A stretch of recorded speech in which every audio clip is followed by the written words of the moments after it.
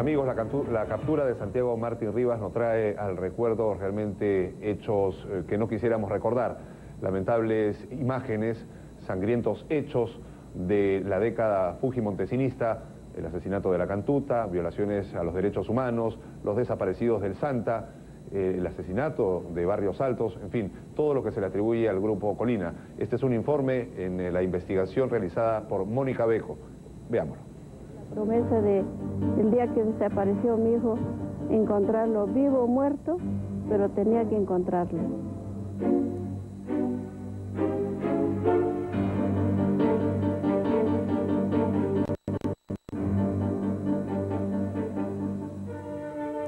Esta persona presentaba orificios de entrada y salida de 3 disparos con arma de fuego. Eso le había hecho explotar el cráneo.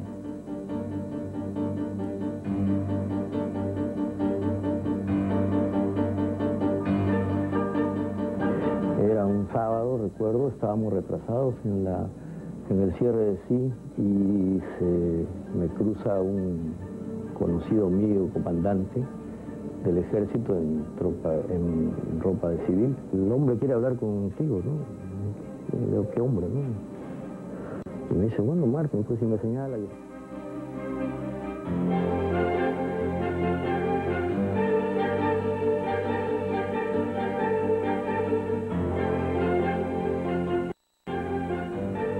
Mientras unos prefieren guardar silencio por la vergüenza que imaginamos sienten de haber esgrimido las tesis más absurdas para justificar un crimen injustificable, algunos de sus protagonistas nos revelan 6 años después, por primera vez, aspectos inéditos del caso La Cantuta.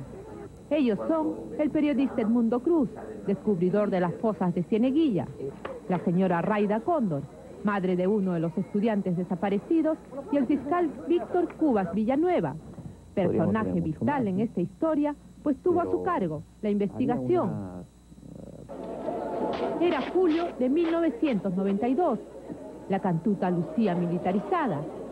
En realidad, hacía un año atrás, a consecuencia del apedreamiento que sufrió el presidente Fujimori en esta universidad, se había instalado un destacamento del ejército. La madrugada del 18 de julio, un contingente armado secuestró al interior de este recinto al profesor Hugo Muñoz y a 9 estudiantes, 2 de ellas mujeres, que dormían en la vivienda universitaria. De todas estas 10 personas, solamente 3 tenían antecedentes que podían considerarse vinculados al sendero, que era el profesor Muñoz, que había tenido un viaje a China, ¿no? Luego la chica Bertila, ¿no? Y no recuerdo el nombre de otro joven, ¿no? Y habían otros como el joven Cóndor, cuyo único antecedente era haber sido apresado el día que se produjo el apedreamiento del presidente. Con gran cinismo, el comandante general del ejército negó la hipótesis del secuestro. Sin embargo, las primeras delaciones sobre el caso Cantuta surgen del interior del propio ejército a mediados del año 93. El punto de partida de una investigación intensa en sí, en relación al Grupo Colina, es cuando aparece en este documento de León Dormido, tan valioso, ¿no? Ahí no solamente se confirman los nombres, sino dan una pista que para nosotros la agarramos como una hipótesis de trabajo, que se decía lo siguiente, que habían sido enterrados en un desvío de Huachipa, y nada más. Pero si el comunicado de León Dormido los puso nerviosos, las revelaciones del general Robles, a estas alturas asilado en Argentina, les tensó los nervios. Robles no solo reveló nombres, sino que por primera vez sale a la luz el Grupo Colina. Esto motivó que Martín Rivas personalmente intentara una campaña disuasiva con algunos periodistas. Conversamos muchas cosas. Yo recuerdo que en cuanto a desmentidos, él solamente hizo uno, ¿no? El relativo a la muerte del abogado Febres, ¿no? Pero no hizo mayores desmentidos. Que Martín Rivas estuviera preocupado era una señal de que los periodistas de la revista Sí iban por buen camino, como se confirmó semanas después cuando se descubren las primeras fosas en Cieneguilla. No había un solo hueso entero. Todos los huesos estaban quebrados, fragmentados, quemados. Entonces, a simple vista, nadie en ese momento imaginaba que con el estado en que estaban los restos óseos podría determinarse a quiénes pertenecían. Pero el equipo del fiscal Cubas no solo logró armar el rompecabezas, sino que fue más allá. Se dieron el trabajo de unir los pequeños fragmentos hasta que lograron unir un hueso completo. Y uniendo un hueso completo comenzaron a sacar por deducción las características físicas que había tenido la persona a la que correspondía ese hueso. Y estas características coincidían con las características que nosotros teníamos respecto a los desaparecidos. Tal fue el celo del fiscal con la investigación que tomó medidas extremas para impedir que alguno de los fragmentos o restos de prendas de vestir fueran sustraídos de criminalística. Nosotros habíamos dispuesto que todas las diligencias se realicen con la participación del fiscal.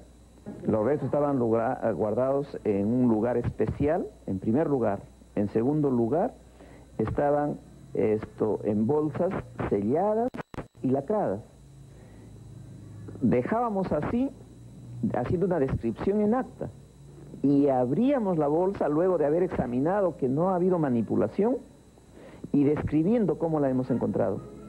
Pero había un elemento que a Víctor Cubas le preocupaba de sobremanera.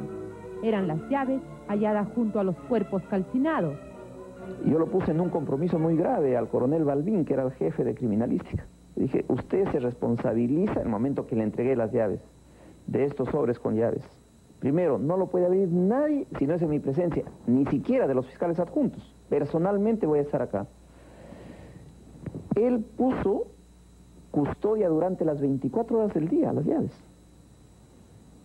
Y él era el primero en reclamar que se hicieran rápido los exámenes porque era para él una responsabilidad el tenerlas. Por fin, el 20 de agosto del 93, se realizó la esperada diligencia de verificación en la Cantuta. Yo recuerdo con mucha tristeza el día 20 de agosto, cuando estábamos en la Cantuta verificando las llaves. Eran más o menos las 12 del día y un policía estaba introduciendo las llaves en las ranuras de los candados.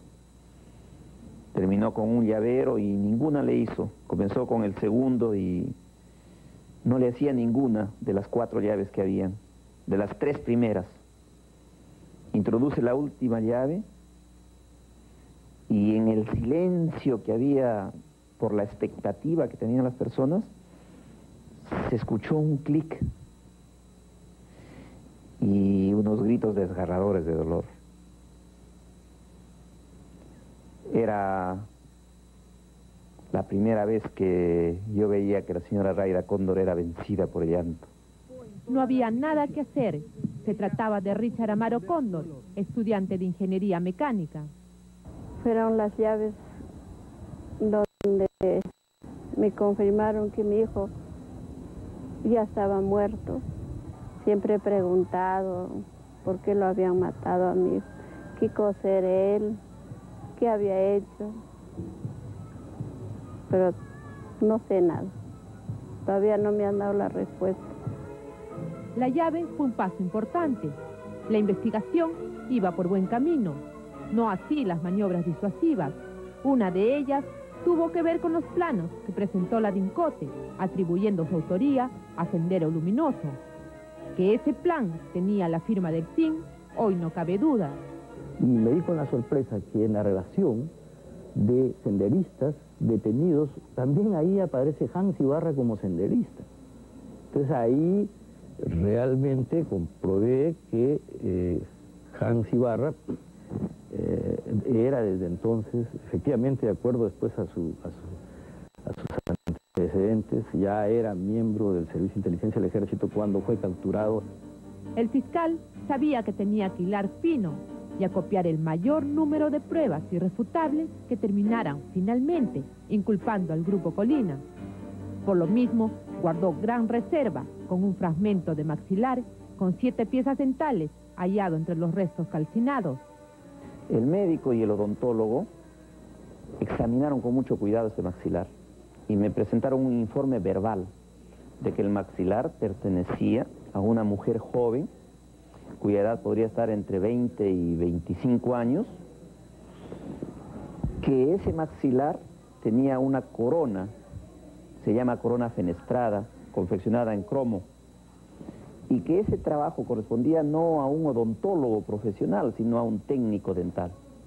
Como solo en provincias se hacen este tipo de curaciones, Cubas decidió viajar a Lamas a verificar personalmente con un técnico dental si el fragmento pertenecía o no a Bertila Lozano, otra de las desaparecidas. En las postrimerías de ese viaje, sin embargo, ocurrió algo extraño. Cuando estoy dirigiéndome a mi domicilio, recibo una llamada telefónica que no me vaya, porque han llegado 2 camionetas de doble cabina con lunas polarizadas, ha bajado un grupo de personas con los rostros cubiertos con pasamontañas, que se han acercado a la casa, han hecho una especie de inspección y se han retirado. El fiscal no se amedrentó y, tal como lo sospechaba, llegó a determinar de forma fehaciente que el maxilar, en efecto, pertenecía a Bertila Lozano, una muchacha de 23 años que esa noche fue sacada a rastras de este recinto. En Huachipa se halló la pieza que faltaba al rompecabezas, el esqueleto completo de otro de los estudiantes que no alcanzó a ser incinerado. Era un caso macabro, porque lo primero que nosotros, este esqueleto lo encontramos cubierto con un saco de yute de color negro. Cuando descubrimos esto, cortamos el saco de yute y encontramos el tórax y el cráneo. Cuando pretendimos levantar pensando que estaba solamente eso, nos damos cuenta que estaba articulado y tenía toda la parte de la pelvis hacia los pies. Entonces hubo que descubrir todo nuevamente y estaba también dentro de un saco. O sea, a esta persona lo pusieron un saco así y otro saco de la cabeza para la cintura. Los peritos lograron determinar que la víctima fue asesinada con arma de 9 milímetros, cuando se encontraba totalmente indefensa. Todos los disparos fueron hechos por la espalda. La víctima habría estado con las manos atadas hacia atrás, puesto de rodillas, y el agresor habría estado en posesión de descanso y disparando por la espalda. Al fiscal ya no le cabía duda de que los asesinos pertenecían al Grupo Colina y que la orden para el secuestro y eliminación de los estudiantes provino de los altos mandos del ejército. Pedimos al ejército que nos permita entrevistar a los oficiales que estaban procesados por estos hechos y hubo una negativa rotunda. Esperamos un tiempo prudencial, reiteramos la solicitud y como esto no se produjo, formalizamos la denuncia. Pero el Grupo Colina, con Martín Rivas a la cabeza, fue sustraído del fuero civil y juzgado en el fuero militar por decisión de la mayoría del Congreso, que en 1995 los amnistió. Como no podía ser de otra manera, Ciura presentó el proyecto y Marta Chávez lo defendió. Que se equivocaron es cierto, pero se equivocaron, señor presidente, en medio de una guerra. Si ha habido excesos, es porque ha habido terrorismo. Si ha habido excesos, es porque ha habido fuerzas del orden que han necesitado luchar contra ese terrorismo. A Raida Cóndor, madre de Richard Amaro Cóndor, nadie le ha explicado hasta el momento por qué su hijo fue asesinado. ¿Acaso fue la pedrada que aquel 15 de mayo de 1991 lanzó al carro del presidente Fujimori, lo que determinó su sentencia de muerte? ¿Qué espera? Justicia. Algún día. Bien, sin duda nos ha refrescado la memoria como para no olvidar nunca que este tipo de hechos no deben repetirse jamás. Vamos a continuar con más noticias para todos ustedes, amigos, luego de la pausa. Volvemos en unos